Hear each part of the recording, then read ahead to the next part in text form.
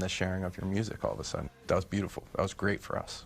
No longer required to buy full albums, fans cherry-pick their favorite songs, create playlists, and start to shuffle. Suddenly you're just discovering these gems, you're finding new songs, and I really believe that this generation that grew up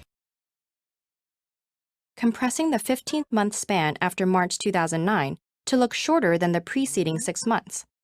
Using more consistent data points gives a different picture, with job losses tapering off by the end of 2009. And if you wonder why they were increasing in the first place, the timeline starts immediately after the U.S.'s biggest financial collapse since the Great Depression. These techniques are known as cherry picking. A time range can be carefully chosen to exclude the impact of a major event right outside it.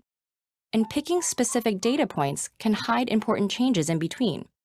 Even when there's nothing wrong with the graph itself, leaving out relevant data can give a misleading impression.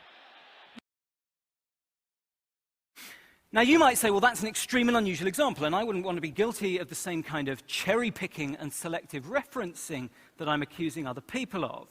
But it turns out that this phenomenon of publication bias is actually...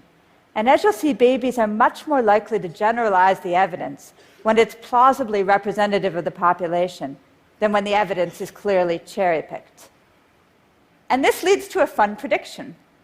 Suppose you pulled just one blue ball out of the mostly yellow box.